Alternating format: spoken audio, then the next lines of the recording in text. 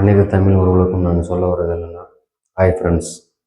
இப்போ அரசியல் களத்தில் எல்லா பேருமே வந்து உங்களுக்கு ஓட்டு கட்டு வருவாங்க, ரீதியாக வருவாங்க. எல்லா கட்சியிலேருந்தும் டிஎம்கேலேருந்து வருவாங்க, ஏடிஎம்கேலேருந்து வருவாங்க, இப்போ கூட்டணியிலேருந்து பிஜேபியிலேருந்து திருமாவளவன்லேருந்து திட்டப்போன கட்சி கூட்டணி கட்சிகள் எல்லா கட்சியிலுமே உங்களுக்கு வரும்.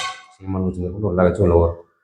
நீங்கள் வந்து எந்த கட்சிக்கு வந்து ஓட்டு கட்டு வந்துட்டு ஓட்டு கட்டு அந்த நாளையே ஓட்டு போடணும் அப்படின்னா எல்லாம் படித்தவங்க. அதுக்கு பழைய அம்மா அப்பாவெல்லாம் அவங்களாம் பழைய காலம் வைங்க. இப்போ எல்லாம் இப்போ முக்கால்வாசி படித்த இளைஞர்கள் தான் இருக்கிறாங்க.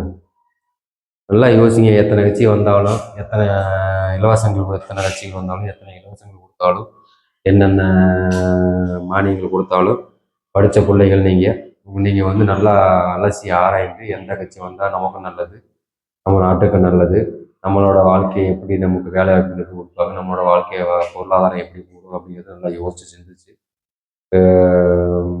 எந்த இலவசங்கள் நமக்கு நல்லது, எந்த அரசியல் கட்சி சொல்கிற வாக்குகள் நமக்கு நல்லது அப்படின்னு யோசிச்சு தெளிவாக முடிவெடுத்து ஓட்டு போடுங்க.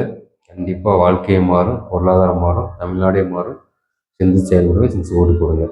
எக்காரணம் மட்டும் ஓட்டு போட மட்டும் மறந்துடாதீங்க. கண்டிப்பாக ஓட்டு போடுங்க. யாருக்காவது ஒருத்தருக்கு ஓட்டு போடுங்க.